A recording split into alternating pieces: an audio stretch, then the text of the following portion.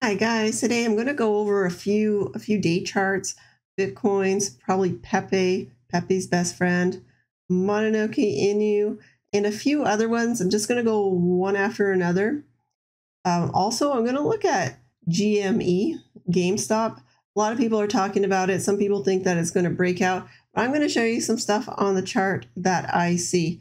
And by the way, if you like this PopSocket right here, well, yours truly actually photographed this. It was a World War II aircraft, and I got a neat close-up of a bullet hole, and it makes a fantastic pop socket. So I'll put a link in the description to Amazon if you want to buy that. I'll make a few bucks on it if you do. All right, let's get into it. I'm hearing that Pepe coin is trending more than Bitcoin. It's like right out there. It's really popular. It's all, people are hyping it up. But does that really have a lot of clout? Does that really mean anything? Sometimes I think it doesn't, because if you get enough people talking about something, well, it's going to be talked about a lot, but that doesn't mean that it's about to take off. Or does it? Or does it? All right, Pepe trading ad. 1, 2, 3, 4, 5 zeros and a 1. Change right before my eyes. So here is their 1 month chart. They've been around just under a month. And let's take a look at that, where we stand. So we're still up here. You guys can see that. Right in this range right here. I wouldn't want to see it coming down further than this number here. I know, I'll just go like this. And the volumes are trailing off. Not liking that too much. I don't hold Pepe coin. I do have a handful of PEPEBF. I'm hoping that thing goes up. Who knows? Okay, so yeah, what's Pepe going to do next? It's having trouble breaking above this resistance right here. And if we can break right here, above this level right here, if you follow my arrow, you could be in for a surprise. And then our next resistance would be just up here. So will it or will it not? Volumes, there's still volumes, but it's not that hot. Have to wait and see. More hike perhaps? I don't know. What about Pepe's best friend, Landwolf? And here we have it. We need more volume, definitely. Definitely, it's low. Will it go lower? It could go lower, but we definitely need volumes coming in. Where's all that hype? Get some hype from Pepe and put it on Landwolf, Pepe's best friend, because we want to see this token going up. I'm only saying that because I hold some of it. Will it or will it not? Who knows? Who knows? Sometimes they fly off the handle real quick. And it did pump up. And will it again? Because it wasn't very popular. So it could have a second wind and go up. That's what I'm hoping. But it's all hope. The chart looks pretty boring the past 1, 2, 3, 4, 5 days. Friend your friend. Will it spike? I don't know. It's just not looking too healthy, but more hype, share videos, talk about it. Not financial advice. These things are very speculative. Pepe and Pepe's best friend. All these meme tokens. I did a video yesterday about meme token millionaires who are literally, oh my gosh, they're buying in when nobody knows about the crypto. It just comes out. Let's say they would buy in here, anytime here, and hold, and then chat room pump. People start talking about it and talking about it more, and then bang, the ones who bought in are getting out. More people are piling in as it goes down, and then what? So, and some people are turning out to be millionaires out of this. I'm serious, millionaires.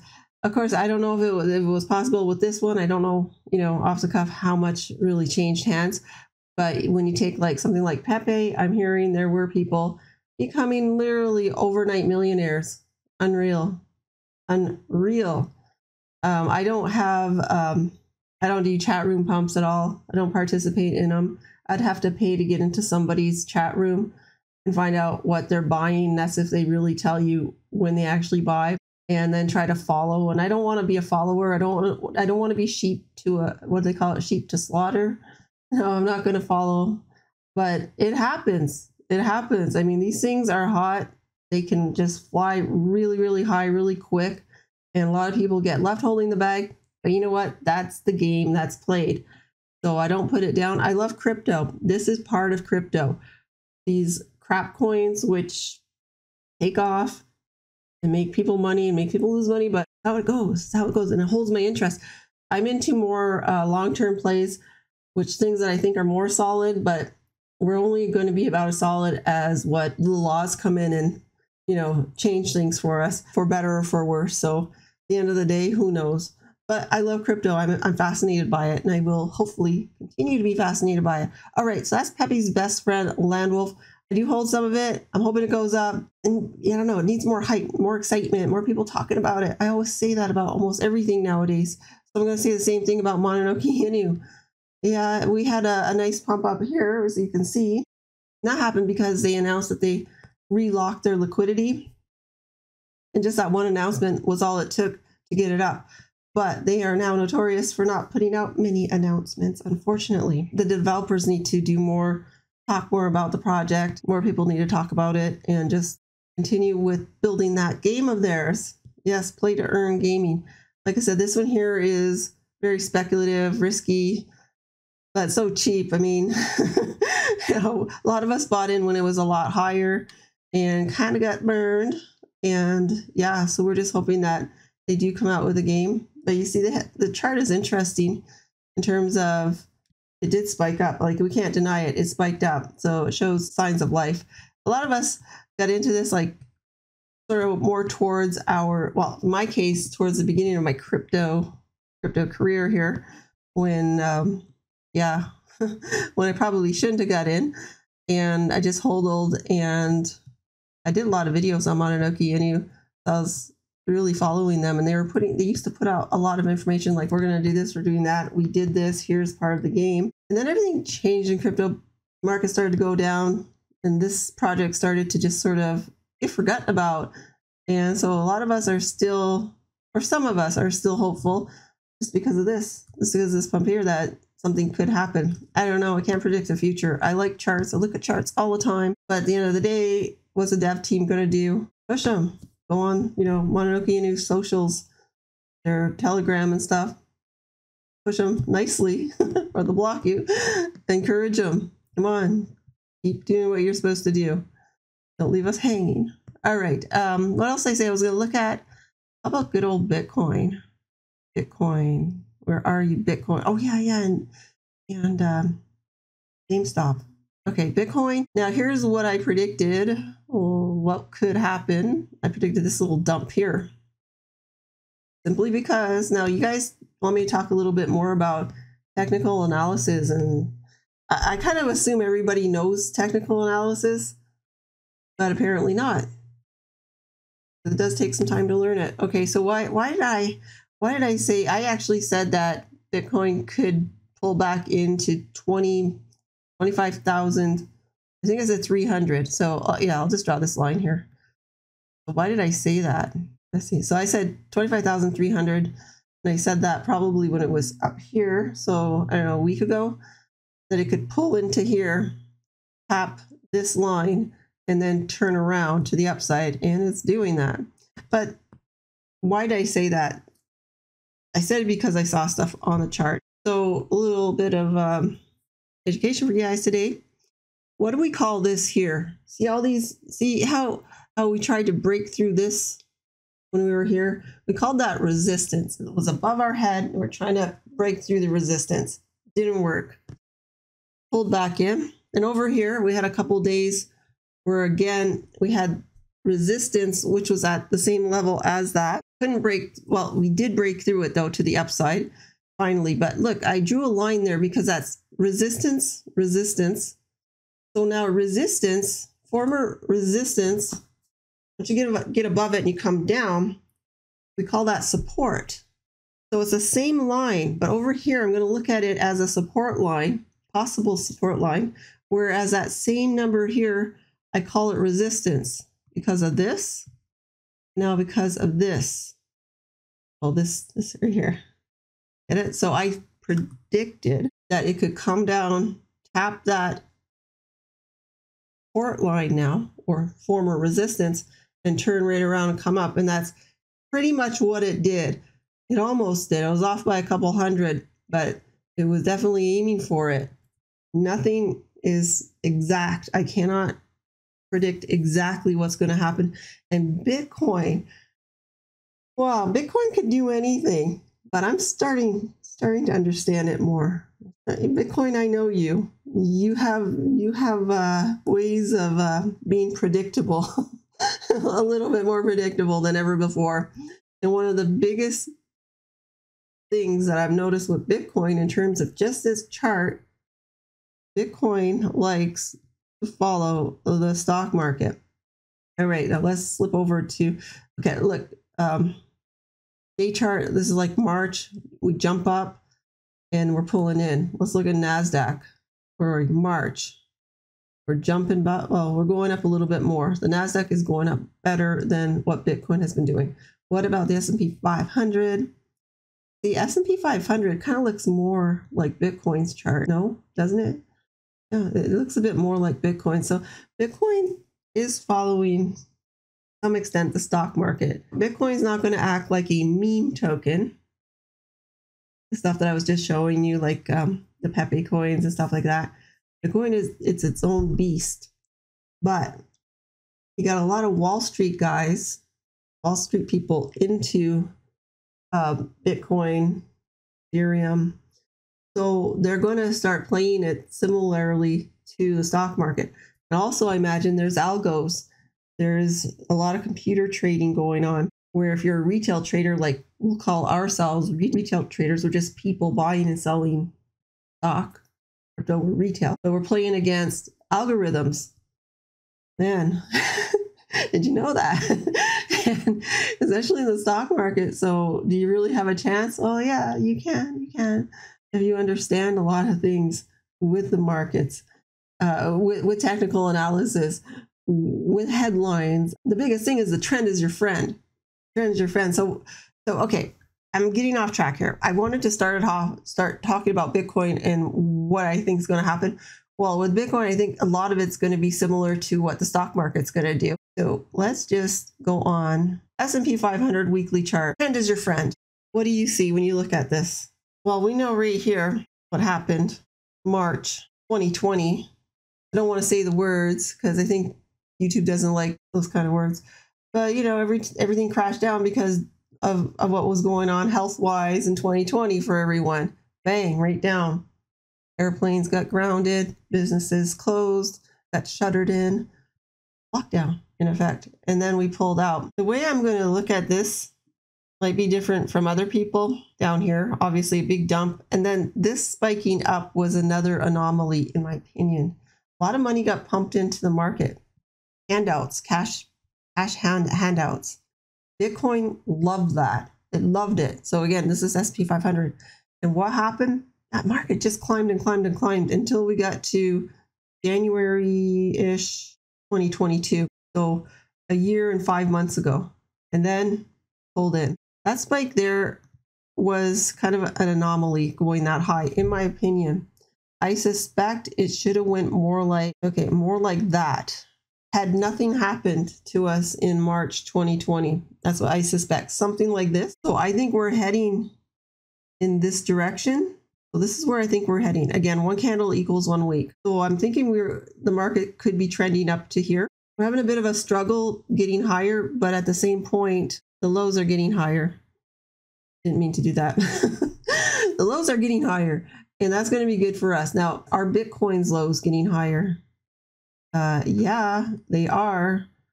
So I do think that Bitcoin in the near future, I don't know, next month or so, should continue to rise. Will it? I don't know for certain. But on Bitcoin's good old chart, I'm seeing stuff on the weekly chart that I like. So I'm seeing stuff on Bitcoin's weekly chart that I am liking. Number one, I just told you, the lows are getting higher. Low points, higher. They're stepping up. Even though we had a little pullback, that's okay. Hoping that we just keep going up now. Let's go up. Let's go up another stair. Will we? I don't know. But if we were to, we're talking in the 30,000s. Yeah, there could be some pullbacks again, but we just had a nice pullback. You can't deny it. This here was a really nice pullback. Now it's done. Now, come on. Let's just keep pushing up. So what does that mean for the crypto market in the next, say, month to come?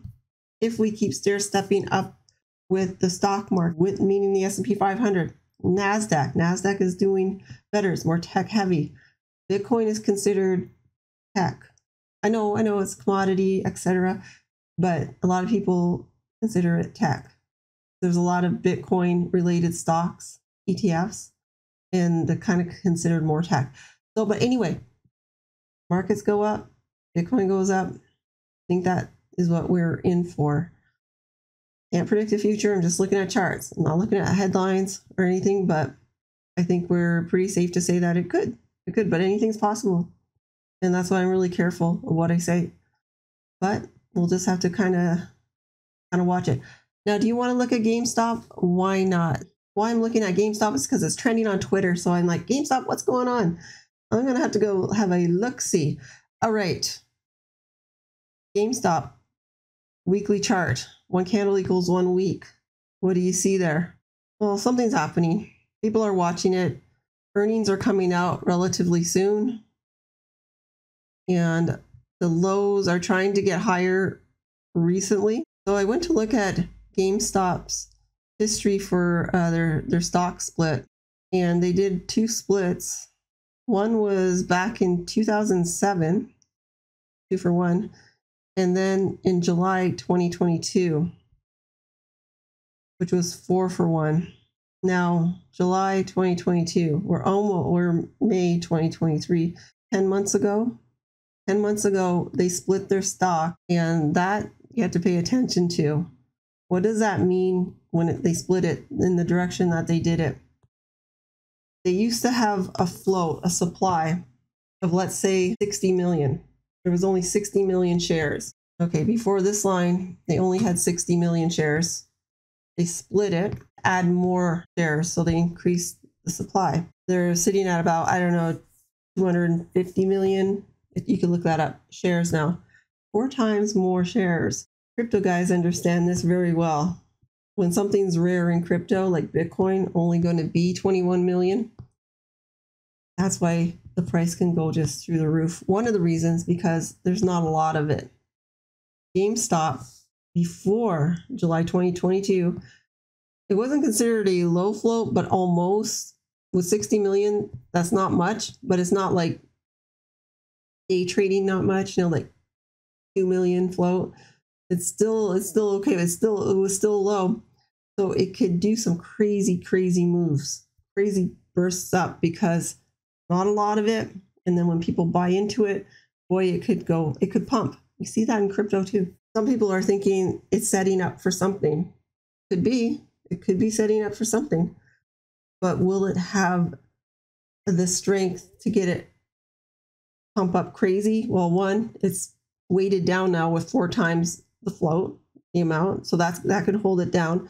Do I think we can get some really crazy action to the upside? My gut says no, but that doesn't mean there won't be action to the upside. It just won't be as volatile as it used to be. Now, you might be checking out this chart and saying, well, why is it only saying up to $100, $120? I remember GameStop went to $300-$400. That's because they just adjusted the chart to reflect what the float is now. So if you wanted to break the all-time high now, you wouldn't be thinking in terms of it going to $300-$400. You think in terms of what it says, what does it reflect now? $121, because that factors in how many shares they have now. Back then, when there was only 60 million shares, yeah, this point right here, like it would have been more like $400. It's high. I don't remember exactly what it was, but the charts have been readjusted now to its new float. So you have to be careful if you're going in and thinking that this could break its all-time high of $300 to $400. You have to change your mind. Say its all-time high was $120. So careful with that. Will it? I don't know. Earnings are coming out. I don't know. And it needs to be hyped up. It needs to have a lot of things going for it. When it was priced way down here before the split, yeah, you had people interested into hyping it up. I think, wasn't there a short squeeze involved or something? I can't remember. Who's getting in at $21, $22? I don't know.